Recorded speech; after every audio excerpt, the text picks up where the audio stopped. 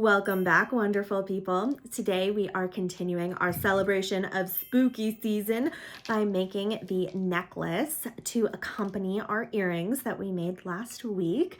We are going to be using this super fun web charm and doing some wire wrapping that we haven't done before. It's a different kind. We're going to be using wire to make the chain of our chain, so to speak, of our necklace, and I am super excited to show you that process.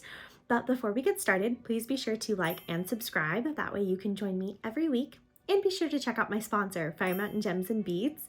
They're the ones who supply me with everything, and they can be your supplier too, especially during spooky season. They have so many fun Halloween beads and charms, so definitely be sure to check them out. Link to their website is in the description box below. Okay, I can hardly contain my excitement, so let's jump in.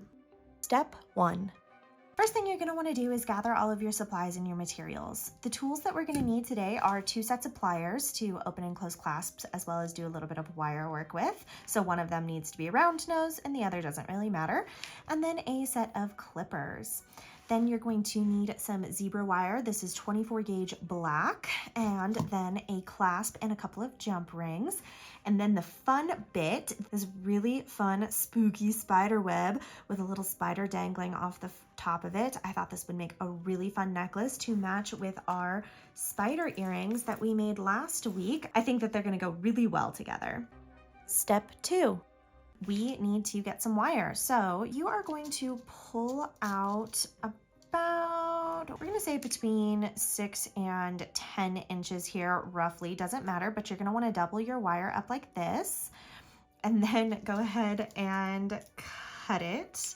And you're actually just going to cut both of your wires at the same time. That way they are the same length. So once you have the first one, go ahead and put your ends together like this and pull the wire up. Nice thing about the 24 gauge wire is that it's pretty easy to manipulate. So you're going to make sure that that's even and then do the final cut here. Then you can set your wire to the side, and you're going to take one of your wires here, and we are going to take our round nose pliers, and we are just going to go about halfway down and pinch that wire around, and you're gonna pull a little bit on both sides and just kind of make a good loop here. And before we start the part where we twist, we are going to take our charm here and slide it through the wire and get it tucked into the loop so that it's sitting like that. Now you're gonna go back in with your pliers here and just go above where that's hanging, and you can pull like that. The wire is going to sit on your pliers just like this. And then you are going to take your wire and just start twisting with your hands and twist away. Try and keep your twists as even as you can, but it's okay if they're not perfect. And as you go along, you're going to notice that the ends of your wire are going to start to twist. You might need to take a couple seconds to untwist them as you go, kind of like when you're braiding hair. Got to make sure that the ends stay separate, and just keep twisting up the wire. And you're going to continue to do this until you reach about an inch left on the end. So go ahead and twist your wire and come back to me. All right, and once you have your wire that looks a little bit like this, you have about an inch left on the end, we are going to make a loop up here. So you're going to go at the base of where you stopped twisting, make a little angle here, and then you're gonna go about, halfway down your round nose pliers, and you're gonna twist this around.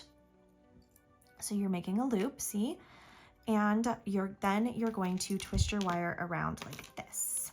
And you're gonna go around a couple of times here. You don't have to do a lot.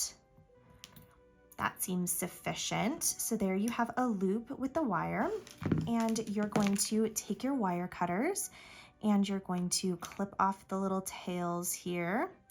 Be careful to only clip your tails and not the base of your necklace here. Of course, if you do, it is just wire, so you can always, go through and do it again. Not that complicated of a process. So then you're going to tuck your wire ends. Go ahead and kind of put a curve in the wire here that's going to follow, you know, the curve of somebody's neck that it's on.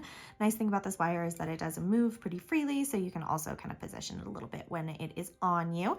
But you are now going to do the exact same process where you put the loop through and twist and then make your loop up top all over again for this second side. So go ahead and do that and then meet me back here. Step 3.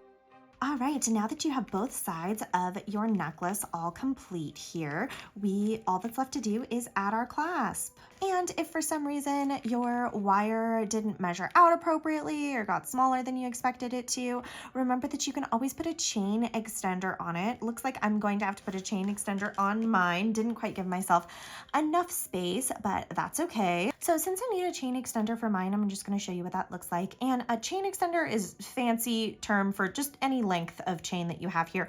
You just want to make sure that your chain is large enough that your clasp will be able to grab onto it. What you're going to do is take your jump ring and open it up, and then you're going to attach your chain extender to your necklace like so.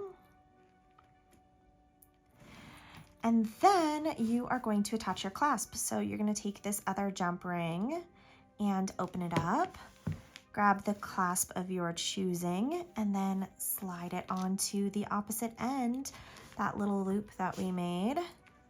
And there you have it, your Halloween choker necklace here to go with your spider earrings that we made last week. And we're not gonna make a bracelet with this jewelry set, but you could. This bead comes in a set of 2, so if you wanted to, you could do this entire process same way for a bracelet. There is your necklace and earring set all complete for Halloween.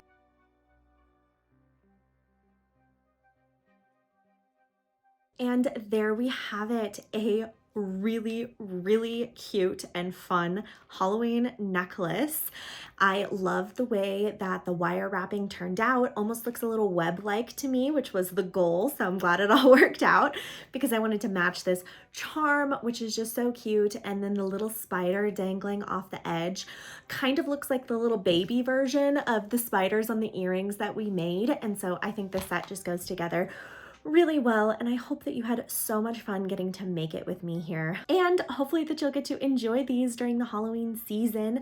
If you're going to any Halloween parties or out and about as like, I don't know, a witch or something fun like that, then I think that these pieces would be a really cute costume accessories. Or you can just wear them for the heck of it because it's fun to wear spooky things during spooky season. But do me a favor and check out my sponsor, Fire Mountain Gems and Beads, and be sure to like and subscribe. That way you can join me every week. And next week we're gonna be making even more stuff for Halloween. So please be sure to hit that button and join me. Until then, I will see you in the next one.